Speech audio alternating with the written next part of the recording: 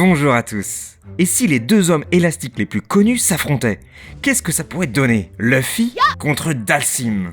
Un combat d'anthologie. Mais peut-on vraiment agrandir nos bras comme ça? Enfin, peut-on vraiment devenir élastique? Non. Mais qu'est-ce que... Non, je suis pas d'accord. Tu vas encore nous parler d'un truc impossible sans vraiment nous dire laquelle de ces deux transformations est possible. Je suis pas d'accord. Mais c'est quoi cette sale bête? Alors déjà, je suis un tanuki, et ensuite je suis pas d'accord pour que...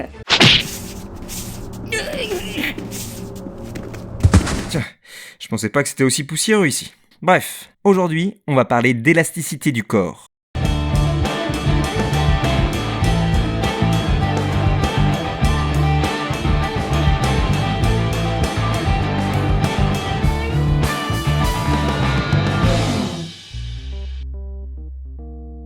Le pouvoir de déformation physique élastique est clairement un pouvoir bien pratique, surtout quand on est un peu flemmard. L'utilisateur est, ou peut devenir, extrêmement malléable et élastique, ce qui lui permet d'étirer, d'aplatir, de déformer et de contracter son corps tout entier, y compris ses bras. En fait, surtout ses bras. Mais le reste aussi en théorie. En général, ils peuvent contrôler de façon élastique et souple leur corps, leur permettant de changer leur forme suivant les situations. C'est bien tout ça, mais comment va-t-on définir l'élasticité en science? Et peut-on vraiment transformer notre corps comme ça?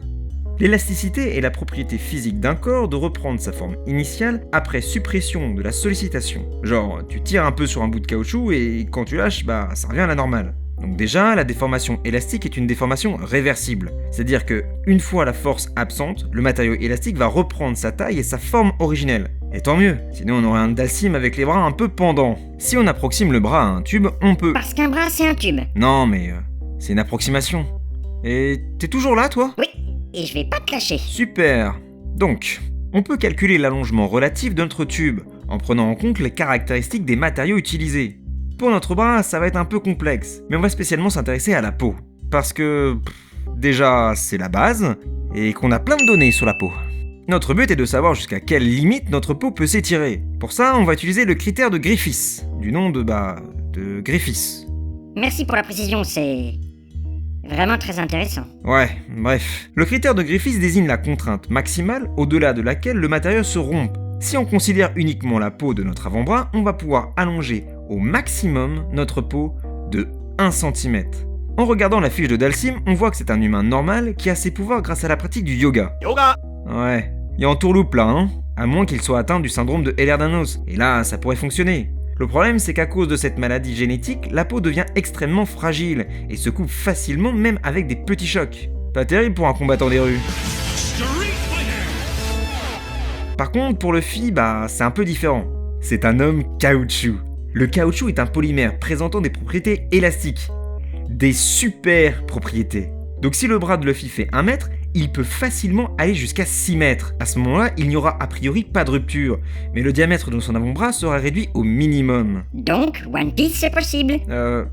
C'est pas ce que j'ai dit. Un homme caoutchouc pourrait en théorie allonger ses bras, mais pas jusqu'à l'infini. Et sa technique du mode gear est assez spéciale. En gros, elle consiste à augmenter sa pression sanguine en pompant le sang grâce à ses jambes, afin d'accélérer l'apport en nutriments et en oxygène de ses muscles, le rendant ainsi plus fort et plus rapide. Bon, jusque-là, pourquoi pas. Mais là, il fume le petit. Quoi? C'est grave? Ah oui, un peu. Avoir un liquide bouillant dans notre corps, et quelle que soit la matière du corps, ça fond le cerveau, perce les poumons et explose le cœur. Et pour couronner le tout, la température de fusion du caoutchouc se situe entre 80 et 100 degrés Celsius. Donc, ouais, c'est grave. Enfin, sauf s'il veut changer en flaque de caoutchouc liquide.